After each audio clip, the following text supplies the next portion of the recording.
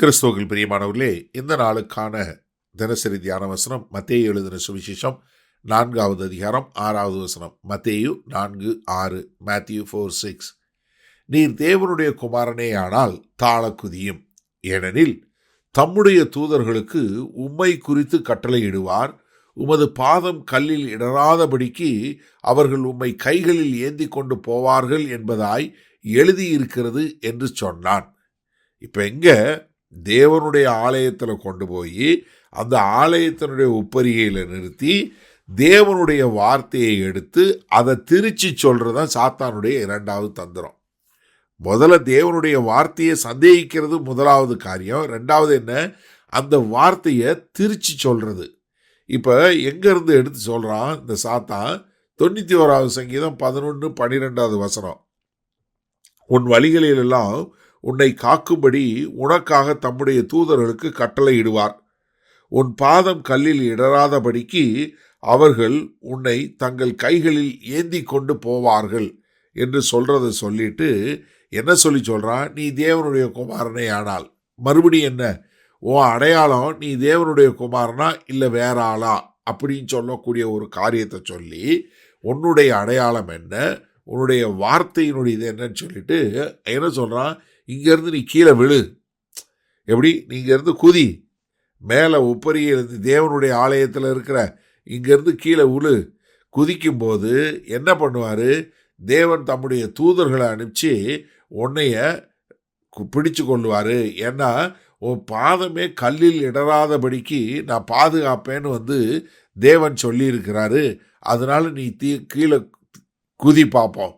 எப்படி? நீ தாழ குதி பார்ப்போம் அப்படின்னு சொல்லி என்ன பண்ணுறான் சாத்தான்? தேவனுடைய வார்த்தையவே தவறுதலாய் உபயோகப்படுத்தி கர்த்தராகிய இயேசு கிறிஸ்துவை சோதிக்கக்கூடிய ஒரு காரியம். எப்படி? தேவனுடைய வார்த்தையவே எடுத்து தேவனுடைய குமாரனையே சோதிப்பதற்கு அந்த வார்த்தையை உபயோகப்படுத்தக்கூடிய ஒரு காரியம். அப்போ நம்ம எந்த அளவுக்கு ஜாக்கிரதையாக இருக்க வேண்டும்?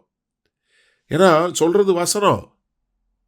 இப்போ நீங்கள் ஒரு நிமிஷம் இதை எடுத்து பாருங்க. இன்றைக்கு நம்ம கேட்குற செய்திகளில் தேவனுடைய வார்த்தை எந்த அளவுக்கு உபயோகப்படுத்தப்படுகிறது? இங்கே சொல்லும்போது என்ன? உம்முடைய தூதர்களுக்கு அவர் கட்டளையிடுவார். யாரு? கர்த்தர், தேவனாகிய கர்த்தர் கட்டளையிடுவார். அதனால தூதர்கள் உனக்காக இருக்கிறாங்க, நீ கீழே குதி. காரணம் என்ன? நீ தேவனுடைய குமாரன். நீ அவருடைய குமாரன்னா அவர் உன்னை காப்பாற்றுவார்ல. ஏன்னா இவன் சாத்தானே மேலே கொண்டு போனது உப்பரிகைக்கு எப்படி கொண்டு போனா? அதே சாத்தானுக்கே அவ்வளோ வல்லமை இருந்தா தேவனுடைய தூதர், வீழ்ந்து போன தூதனுக்கு இவ்வளவு பெரிய வல்லமை இருந்துச்சுன்னா விழாத தேவனுடைய வல்லமை பொருந்திய தூதர்களுக்கு எவ்வளவு வல்லமை இருக்கும்? அதனால நீ குதி, உங்கள் அப்பா அனுப்பிச்சு உன்னைய பிடிச்சிருவாருன்னு சொல்லி அவரை சோதிக்கும்படியாக தேவனுடைய வார்த்தையை திருச்சி சொல்லக்கூடிய ஒரு காரியத்தை நம்ம பார்க்கிறோம். சரி, இதனால இந்த வசனத்தை நம்ம எப்படி எடுத்துக்கொள்வது? இன்றைக்கு நம்ம பார்க்கிற அநேக காரியங்கள், நம்ம கேட்குற அநேக பிரசங்கங்கள் பூராமே இப்படி வார்த்தையை திருச்சி சொல்லி ஜனங்களை வீணடிப்பதாகத்தான் இருக்கு. நீங்கள் யோசிச்சு பாருங்க.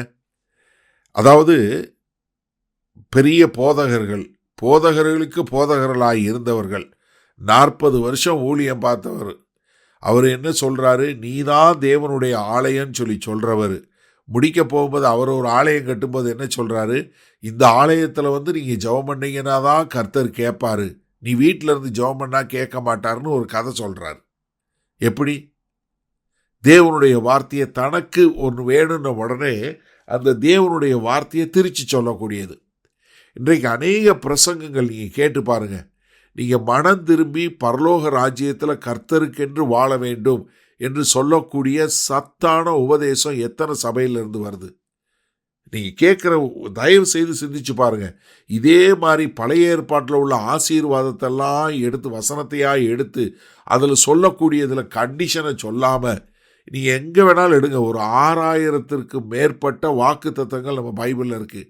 எல்லா வாக்கு தத்தத்திற்கும் ஒரு கண்டிஷன் இருக்குது. எல்லாத்துக்கும் ஒரு, இதை செய்தேன்னா இது நடக்கும், நீ தேவனுடைய வார்த்தைக்கு கீழ்ப்படிந்து இதை நடந்தேன்னா உனக்கு இந்த ஆசீர்வாதம் வரும் தான் பழைய ஏற்பாட்டில் இருக்குது. இன்றைக்கு யோசிச்சு பாருங்க. ஒவ்வொரு மாசமும் வாக்குத்தத்தம் கொடுக்குறாங்க, ஒவ்வொரு வருஷமும் உட்கார்ந்து வாக்குத்தத்தம் கொடுக்குறாங்க. கர்த்தர் என்ன அப்படியா சொல்லி கொடுத்தாரு? சிந்திச்சு பாருங்க ஒரு நிமிஷம்.